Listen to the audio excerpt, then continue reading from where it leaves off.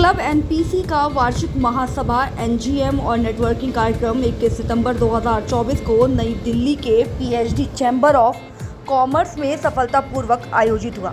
इस आयोजन में 15,000 से अधिक सदस्य, उद्योग जगत के नेता और विशेषज्ञ शामिल हुए, जिन्होंने निर्माण क्षेत्र में नवाचार, ज्ञान विनिमय और भारत के बुनियादी ढांचे के विकास पर विचार विमर्श किया।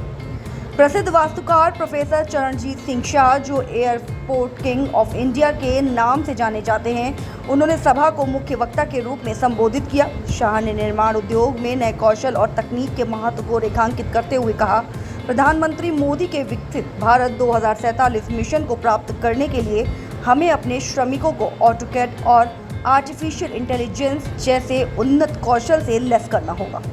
ये सिर्फ तकनीक को उन्नत करने की बात नहीं है, बल्कि श्रमिकों को सशक्त बनाने की भी आवश्यकता है। क्लब एनपीसी इंडिया के अध्यक्ष योगेश जगतरामका के कार्यक्रम की शुरुआत में संगठन के मूल्यों पर प्रकाश डाला। उन्होंने कहा, हम एक ऐसा नेटवर्क बनाना चाहते हैं जो भारत को आगे बढ़ा सके। हम एक परिवार हैं जो जनता का जनता के लिए और जनता द्वारा है।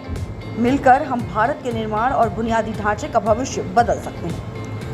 उपाध्यक्ष करण अरोड़ा ने आत्म अन्वेषण और शिक्षा के महत्व पर बल दिया। हमारा ध्यान अपने कौशल और ज्ञान को उन्नत करते रहना है, ताकि हम निर्माण उद्योग में अग्रणी बने रहें। सचिव ऋतु भटनागर ने क्लब के माध्यम से बने रिश्तों को महत्वपूर्ण बताते हुए कहा, ये दोस्ती और आपसी संबंध न केवल हमारे पेशेवर जीवन को, बल्कि हमारे व्यक्तिगत जीवन को भी समृद्ध बनाते हैं। कोषाध्यक्ष और निदेशक वित्त मोहम्मद परवेज ने क्लब एनपीसी के सदस्यों की महामारी के दौरान की गई सेवा को सराहा। उन्होंने कहा, हमारे सदस्यों ने कोरोना योद्धाओं की तरह काम किया, ये सुनिश्चित किया कि महत्वपूर्ण निर्माण परियोजनाएं चुनौतीपूर्ण समय में भी जारी रहीं। सोसाइटीज का मतलब होता है कि वो अपने लोगों तक एक्चुअल में उस सिस्टम को फॉलो करें। अगर आप देखें, जो पल्स इरेडिकेशन प्रोग्राम था, वो सरकार नहीं कर सकती जब तक एक सिविक सोसाइटी उसमें पार्ट नहीं लेती, जब तक उसके अंदर एक सिस्टम नहीं आता। इसीलिए क्लब एनपीसी एक मिशन के साथ आया है कि हमें एक ऐसा विकास भारत बनाना है जिसमें 10 पिलर कंस्ट्रक्शन के एक साथ। आपको नहीं लगता कि जब ये कोरोना वॉरियर हुआ था, हमारे समाज के लोगों को क्या मौका मिला? क्या आपको नहीं लगता जो ऑक्सीजन की शॉर्टेज हुई थी, उसके पाइपलाइन को किसने जोड़ा? प्लम्बर ने जोड़ा। रातों रात 24 घंटे के अंदर हॉस्पिटल किसने बनाया? आर्किटेक्ट ने बनाया। रातों रात वो बेड का निर्माण किसने किया? किसने किया? हमारे लोगों ने। उस समय सिर्फ 2 लोगों के पास पास हुआ करता था, मीडिया के अलावा। आप लोग एक स्तंभ है, लेकिन 2 लोगों के साथ, एक मेडिकल में और दूसरा इंफ्रास्ट्रक्चर डेवलप करने में। तो इंफ्रास्ट्रक्चर में क्या लॉसेस नहीं होते? क्या मौतें नहीं होती? हम कोरोना वॉरियर नहीं बन पाए क्योंकि हमारा समाज एक संगठन है। क्लब एनपीसी की एक विचारधारा है, हमें एक ऐसी मुहिम चलानी है जो अपने से परे, अपने से ऊपर उठ करके पॉलिटिक्स के खिलाफ। क्लब एनपीसी तभी बोला गया, एसोसिएशन नहीं बनाया हमने, क्लब बना। क्लब का मतलब होता है अपना। हम एसोसिएशन बनाते तो एक अलग चीज़ बनती। हमने क्लब एसोसिएशन नहीं बना करके क्लब एनपीसी बनाया है, network for people of construction, जिसके अंदर सारे 10 पिलर एक साथ है। और अगर हम 10 पिलर एक साथ काम करेंगे तो आपको पता है 100 लाख करोड़ का टर्नओवर है हमारा। आपको पता है 25% जो लेबर है हमारे साथ है, हमारे लिए है। हम क्या कर रहे हैं उनके लिए? आगे आने वाली जनरेशन हमारे साथ नहीं है। सस्टेनेबिलिटी की बात कर रहे हैं, लेकिन हमारे वास्तुकार सबसे बड़े सस्टेनेबल है। हमारा जो इतिहास है वो खो गया। हमें उस इतिहास के पन्नों से बाहर निकालना पड़ेगा।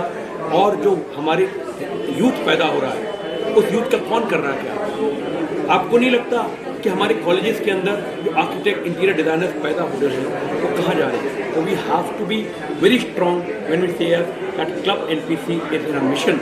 It is not a club, it's a missionary, it's a vision where we want to say that we are together and we will be making this industry together. Thank you.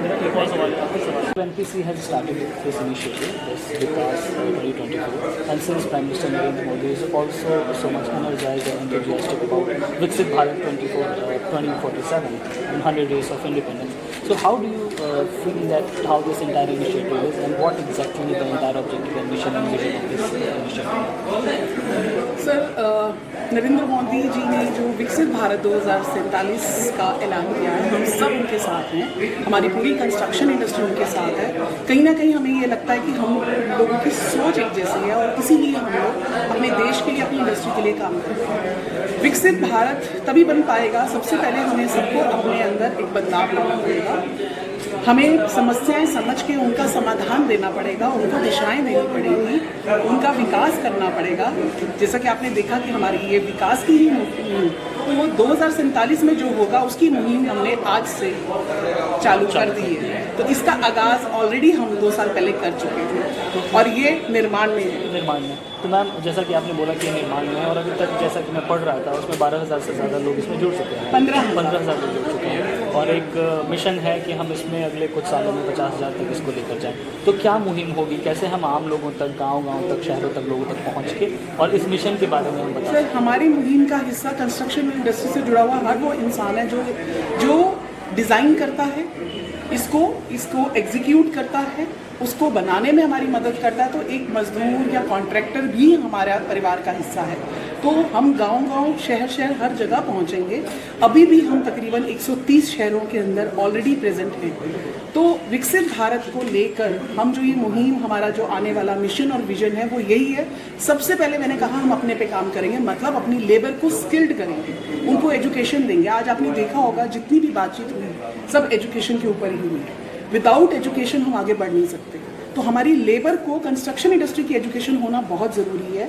उनके वो जहाँ पे काम करती हैं, चाहे वो कारपेंटर हो, चाहे वो एक राजमिस्त्री हो, चाहे वो एक पेंटर है या वो एक प्लम्बर है, इलेक्ट्रिशियन है, उसको अपने काम की पूरी नॉलेज, उसका भी हम आने वाले टाइम पे हम सोचेंगे कि हम उनको कैसे सर्टिफाइड लेबर कर सकें, सो दैट कि आम आदमी जब अपने घर का या अपनी दुकान या दफ्तर का निर्माण करे तो उसको ये पता हो कि मैं एक सर्टिफाइड आदमी से काम करवा रहा हूँ। तो ये मुहिम हमारी चालू है। बहुत बहुत धन्यवाद मैम हमसे बात करने के लिए। अंत में बस मेरा एक ही सवाल है कि जैसा कि आपने बोला कि 130 शहरों में हमने ये मुहिम चालू करी है और सब लोगों के साथ हम जुड़ेंगे, तो अभी कितने राज्य ऐसे हैं 130 शहरों में जहाँ तक क्लब इनकेसी इंडिया पहुँच चुका है? और अगर मैं एक सेंटेंस में बोलूँ, वैसे तो बहुत ही ये नक्शल हो जाएगा, इसको समराइज़ करने में कि इन सारे राज्यों में से कौन से ऐसे राज्य हैं जो सबसे बेहतर हैं या और भी राज्य इसमें जुड़ सकते हैं? बिल्कुल सही कहा आपने। हम लोग रांची, छत्तीसगढ़, मुंबई, पुणे, लुधियाना, चंडीगढ़, दिल्ली, नोएडा, उत्तराखंड, कश्मीर, जम्मू, लुधियाना, गुड़गांव, दिल्ली, नोएडा, उत्तराखंड, कश्मीर, जम्मू, लुधियाना, गुड़गांव, हम सभी शहरों में हैं। यमुनानगर, अब बनारस, लखनऊ, तो मैं नाम लूँगी वो कम पड़ जाएंगे।